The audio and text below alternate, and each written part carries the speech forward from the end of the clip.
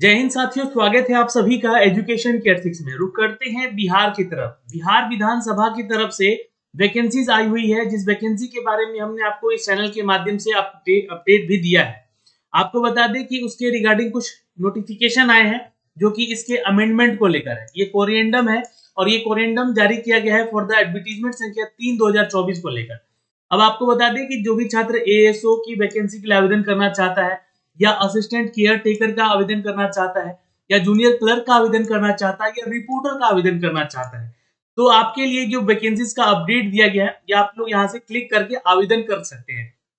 लेकिन अभी अभी थोड़ी देर पहले एक नोटिफिकेशन जारी हुआ है। ये कोरिएंडम जो जारी हुआ है, इसको समझने का जरूरत है आपको। तो पहले मैं इस कोरिएंडम को डाउनलोड करता हूँ यहाँ से, और ये तो आपको आवेदन करने का, यहाँ से क्लिक कीजिएगा जैसे कोरिएंडम पे, तो आपको एक पीडीएफ यहाँ पे आपको देखने को मिलेगा। इस पीडीएफ में क्या कहा गया है, क्योंकि देखिए सरकार बदलते ही फैसले भी बदल दिए गए हैं। शुद्धि पत्र है ये। शुद्धि पत्र किस बात की है? बिहार विधानसभा सचिवालय के अंतर्गत यहाँ पर प्रतिवेदक, निजी सहायक, आशुलिपिक के रिक्त पदों पर भर्ती हेतु यहाँ पर प्रकाशित विज्ञापन संख्या 3/2024 की कंडिका 10 में, क्योंकि ये नोटिफिकेशन में आपको पहले तो दिखला दूं, है ना, कि इसके लिए बोला गया था कि परीक्षा शुल्क जो होगा, परीक्षा शुल्क यानी कि फीस अंतर्गत छठे पंक्ति में अंकित था कि एक से अधिक पदों पर आवेदन करने पर एक ही शुल्क देय होगा। ये मैंने आपको उस समय इंडिकेट भी किया था कि देखिए बच्चों, यहाँ पे ये जो वैकेंसीज निकाली गई है, परीक्षा शुल्क जो मांगी जा रही है, ये परीक्षा शुल्क जो है आपका क्या, तो एक पद से अधिक अगर आप आवेदन करते हैं तो एक ही बार आपको पैसा देना है। मैंने वहां पे इंडिकेट किया था आप लोगों को, लेकिन अब इसमें कर दिया गया है बदलाव। अलग अलग पद के लिए अतिरिक्त शुल्क भुगतान की आवश्यकता नहीं है, ये लिखा गया था। उसके स्थान पर अलग अलग पदों के लिए अलग अलग परीक्षा शुल्क आपको अब देना होगा। तो अब कितना परीक्षा शुल्क है, ये समझने योग्य बातें हैं। तो ये इसका ऑफिशियल वेबसाइट है, जहां से आप इसको आके अप्लाई कर सकते हैं।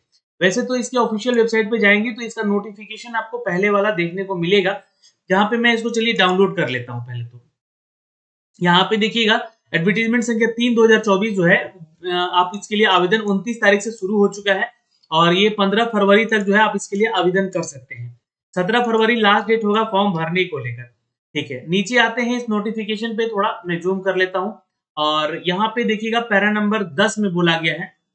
यहाँ पे देखिएगा, ये देखिए पैरा नंबर 10 में क्या बोला गया है सर, कि यहाँ पे अगर आप इसको आवेदन करते हैं तो आपको जो है इसके लिए अलग से शुल्क देना नहीं पड़ेगा एक ही के लिए। परीक्षा शुल्क में बिहार राज्य के मूल निवासी जो भी छात्र हैं, ओबीसी, ईबीसी, ईडब्ल्यूएस कैटेगरी से आते हैं, तो आपको किसी भी वर्ग या कोटि से बिलोंग करते हैं तो आपको 600 रुपया देना है। ठीक। लेकिन अगर आप एससी एसटी से आते हैं, महिला अभ्यर्थी हैं, मूल निवासी है बिहार की, तो आपको 150 रुपया लगेगा। लेकिन बोला गया था कि एक से अधिक पदों पर आवेदन करने पर एक ही शुल्क देय होगा, मतलब आपको एक ही बार शुल्क देना है। अलग अलग पद के लिए अतिरिक्त शुल्क भुगतान की आवश्यकता नहीं है। तो ये तो अच्छी बात है छात्रों के लिए। एक तो वैकेंसी के नाम पे आप लोग जो है 600 रुपए ले रहे हैं यहाँ पे, और वैकेंसी के नाम पे 5 वैकेंसी निकाले हैं, वैकेंसी के नाम पे 4 वैकेंसी निकाले हैं, वैकेंसी के नाम पे 13 वैकेंसी निकाले हैं। तो ये 3 तरह की वैकेंसी तो निकाले हैं, लेकिन कुल पद की संख्या आप जोड़ेंगे तो शायद 600 भी वैकेंसीज नहीं है। 600 छोड़िए, 60 वैकेंसी भी नहीं है। 60 तो मतलब मैंने ज्यादा कह दिया। फिर भी सरकार को सोचना चाहिए कि गरीब छात्रों के साथ ये कैसा बर्ताव किया जा रहा है। अब देखिए, जो भी छात्र इसके लिए आवेदन करना चाहते हैं, ये इसका एडवर्टीजमेंट है यहाँ पे, जिसके लिए आपको आवेदन करना है। अब आप चाहे तो आवेदन कर सकते हैं, या चाहे तो इसको छोड़ सकते हैं। ज्यादा पद है नहीं यहाँ पे। आपको बता दें कि आवेदन करने में आपका नुकसान ही होगा। तो यहाँ से आप क्लिक करिएगा जैसे ही आवेदन करने के लिए प्रक्रिया में, तो आपसे यहाँ पे बोलेगा कि आप यहाँ पे जो है नया रजिस्ट्रेशन कर लीजिए, या तो आपके पास रजिस्ट्रेशन नंबर है तो ऑलरेडी एप्लीकेशन आईडी और पासवर्ड डाल के लॉगिन कर लीजिए। अब यहाँ पे ये प्रोसेस दिया गया है कि आपको कैसे कैसे आवेदन करना है। मैंने रजिस्ट्रेशन पे क्लिक कर दिया, ऐसे ही आपको यहाँ पर रजिस्ट्रेशन पे क्लिक करना है। ध्यान रखिएगा, नेम और डेट ऑफ बर्थ जो है आपका वही होना चाहिए जो मैट्रिकुलेशन के डेट ऑफ सर्टिफिकेट पे है।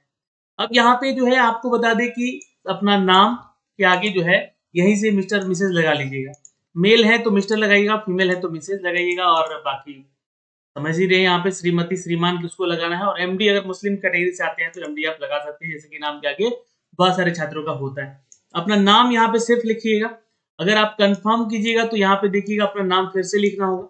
ईमेल आईडी पे यहाँ पे अपना ईमेल आईडी ऐसा दीजिए जो कि एक्टिवेट हो, इसका आईडी पासवर्ड आपको याद हो। जेंडर आपको अपना डालना है, मेल है, फीमेल है, जो भी कैटेगरी में आप आते हैं।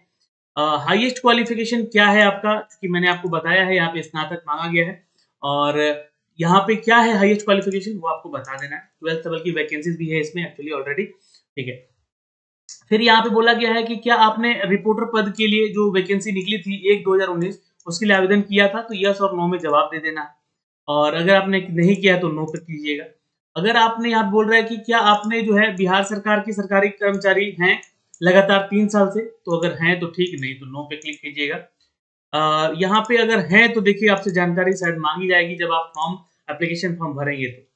यहाँ पे आप बोल रहे हैं कि क्या आप एक सर्विसमैन हैं, मतलब तो यस कीजिएगा, नहीं तो नो पे क्लिक कर लीजिएगा, ठीक है। यहाँ पे यस और नो पे क्लिक कर लीजिएगा।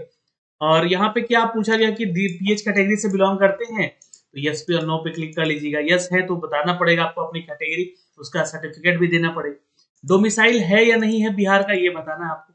कैटेगरी कौन सी है, जनरल है, ओबीसी है, बीसी है, या कौन सा कैटेगरी आप बता दीजिए। डेट ऑफ बर्थ आपको अपना यहाँ पे सेलेक्ट करना होगा, है ना, कि आप किस कैटेगरी से बिलोंग करते हैं। तो पहले अपना नाम, ईमेल आईडी डालिएगा, यहाँ पे डेट ऑफ बर्थ भी आपको ले लेगा। फिर उसके बाद एज क्राइटेरिया, मतलब कि कैलकुलेट करके दे देगा कि कितने उम्र का आपका हो गया है। और मोबाइल नंबर अपना डालिएगा, फिर आपको उस पर ओटीपी आएगा, उसको डाल के रजिस्टर कर लीजिएगा। फिर लॉगिन कीजिएगा दोबारा यहाँ पे क्लिक करके। जैसे ही लॉगिन कीजिएगा आप इस पेज पे आ जाइएगा। यहाँ पे आपको फिर अपना एप्लीकेशन नंबर या फिर मोबाइल नंबर डालिएगा, पासवर्ड जो आपको मैसेज में आया है वो डाल के लॉगिन कर लीजिएगा। फिर उसके बाद जो है आपको यहाँ पे अपना सारा एप्लीकेशन डालना है, एजुकेशन डिटेल डालना है, क्या क्या आप एजुकेशन में किए हैं उसकी जानकारी लेनी है। फिर जो है आपको यहाँ पे जो है तीसरा अपडेट है कि पर्सनल डिटेल डालना है, एड्रेस वगैरह पूछेगा, है ना। और फिर डॉक्यूमेंट्स अपलोड करने हैं, 10th का, 12th का, अगर ग्रेजुएशन किया तो ग्रेजुएशन तक का, डिप्लोमा अपना किया है तो उसका भी सर्टिफिकेट। फिर पेमेंट करना है। देखिए 600 रुपया ज्यादा है, मैं आयोग से फिर भी बोलूंगा कि ये कम किया जाए। आपने 2-3 बार मतलब 13-15 पोस्ट के लिए, इतना वैकेंसी के लिए फीस नहीं देना चाहिए, लेना चाहिए। फिर इसके पास आपके पास जो है फॉर्म भर लीजिएगा, तो एक पावती इसका डाउनलोड कर लीजिएगा, डाउनलोड करके अपने पास रख लीजिएगा। तो ये 6 प्रोसेस है यहाँ पे इस फॉर्म को भरने को लेकर, इसको स्टेप बाय स्टेप फॉलो कीजिए। कोई जानकारी अगर चाहिए तो कमेंट सेक्शन में कमेंट कीजिएगा, या फिर आप यहाँ पे कॉन्टैक्ट नंबर दिया गया, इन कॉन्टैक्ट नंबर पे कॉल कीजिए, हेल्पलाइन नंबर है ये, या ईमेल आईडी है ये, यहाँ पे आपकी मदद जरूर की जाएगी। तो इस तरीके से जो है आप अपना फॉर्म भर सकते हैं, एप्लीकेशन फॉर्म डाल सकते हैं। अगर कोई दिक्कत है तो कमेंट सेक्शन में कमेंट जरूर कीजिएगा। फिलहाल इस वीडियो में इतना ही, फिर मिलेंगे आपसे अगली वीडियो में, तब तक के लिए अपना ख्याल रखिएगा।